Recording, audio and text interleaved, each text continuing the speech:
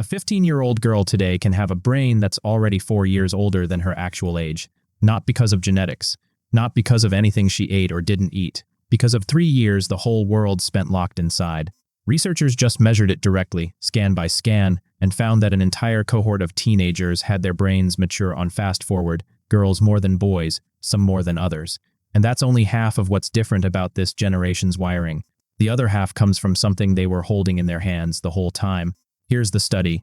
University of Washington researchers had already been scanning teenage brains before anyone had heard the word lockdown. Then the pandemic hit, and they got a chance no scientist ever wants, a natural experiment on stress.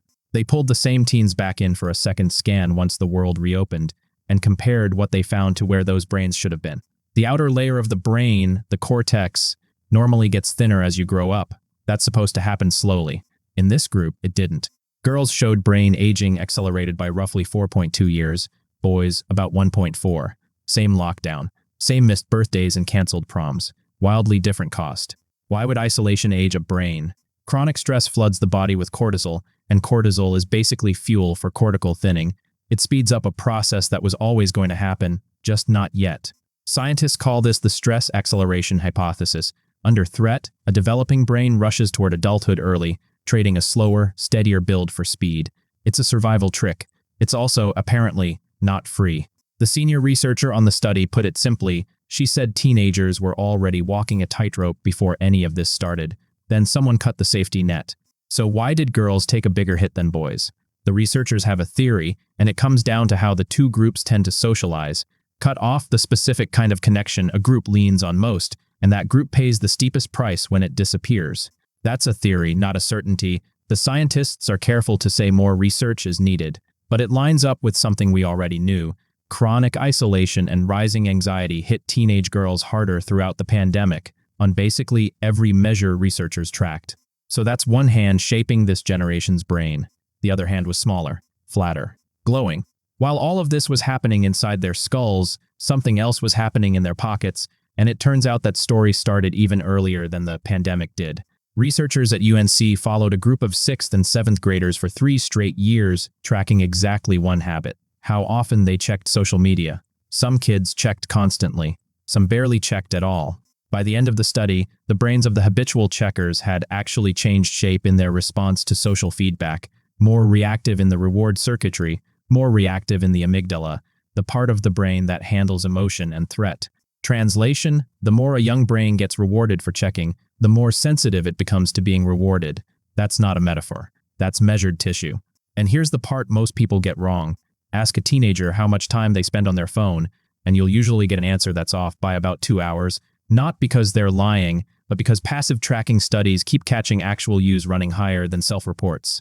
Around 5 hours a day on average, almost half of it spent inside social apps and texting.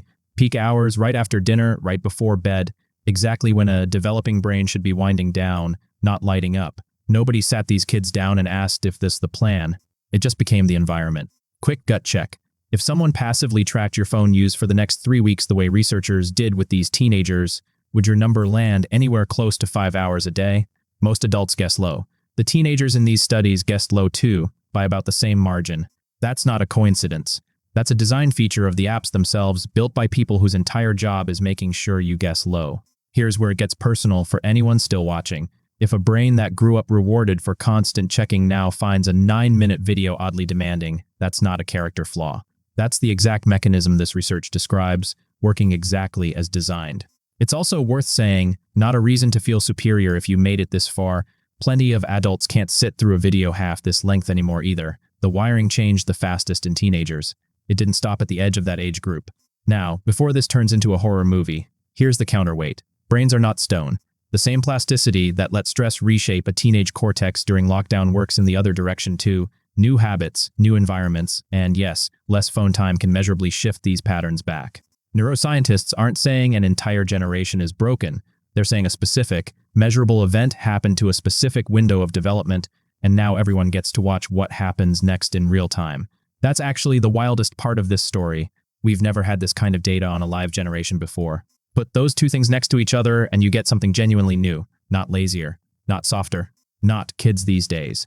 A generation whose stress systems matured early because their world got smaller, right at the same moment their reward systems got trained by a device engineered to be checked constantly.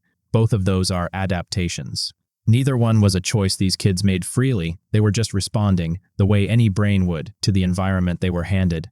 Here's the detail that stays with me. The lead researcher on the brain aging study didn't call the pandemic a mental health crisis first. She called it a stress test. The phrase she used was that the pandemic exposed exactly how fragile a teenage brain still is under pressure, long after most people assumed it had already finished forming.